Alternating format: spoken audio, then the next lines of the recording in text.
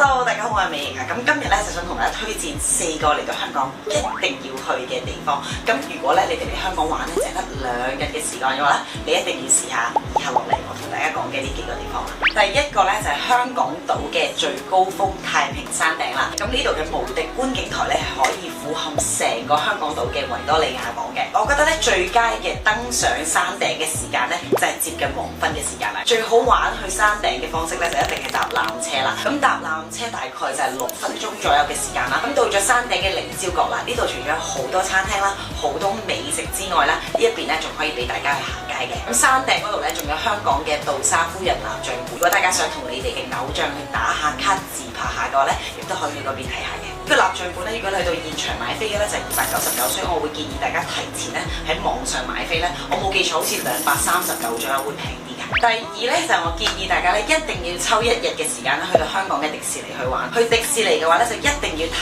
前買飛啦，跟住再預約你自己入園嘅時間嘅。咁入面咧有7大嘅主題區，基本上咧你1日咧就可以玩到好多個項目噶啦。而且香港迪士尼鋪頭入面嗰啲公仔咧個款式咧係特別齊全嘅，而且每一個咧都好可愛，同埋咧佢做工好好噶。咁我呢一個嘅頭箍啦，同埋咧呢一隻公仔咧都係入面買噶。可以唔提嘅咧就係佢夜晚嘅嗰個星夢光影之旅咧，係我同媽咪咧都讚歎到不得了，好好睇噶。係佢嗰個煙花咧綻放嗰一瞬間咧，好似你成日落嚟嗰種疲勞都唔記得咗，而且咧你好似感覺到好幸福咁噶。第3個啦就係天星小輪啦，唔知大家知唔知啦？天星小輪咧曾經被國家地理雜誌譽為人生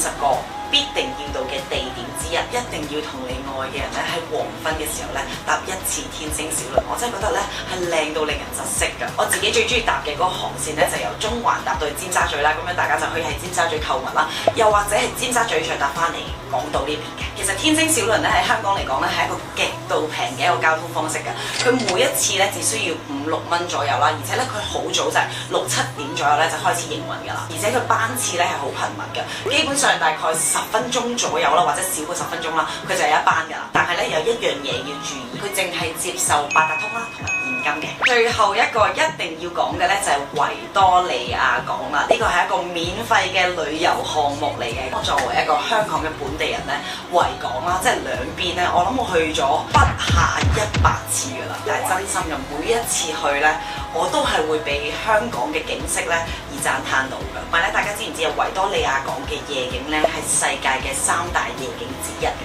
咁但係呢邊咧少少嘅個人喜好或者 tips 啦。咁因為咧其實睇維港咧可以兩邊睇㗎嘛，由尖沙咀睇去港島嗰邊，或者由港島嗰邊睇去尖沙咀嗰邊嘅。咁我自己個人啦，或者我身邊嘅香港朋友咧，大家都一致認為咧最好睇嘅咧，其實就係由尖沙咀嗰邊望落去中環嗰邊。所以咧，如果大家想睇到最好睇嘅維多利亞港嘅景觀嘅話咧，我會建議大家去到九龍尖沙咀嗰邊嘅鐘樓嗰一帶咧去睇係最好睇㗎。如果大家有充足嘅時間嘅話咧，亦都可以去發掘下新界啊、大嶼山啊呢邊嗰啲嘅景觀啦。咁又或者大家想知道邊啲香港地區嘅遊覽攻略嘅話咧，亦都歡迎大家去彈幕或者評論同我講。咁今期嘅視頻就到呢度結束啦，下個視頻再見。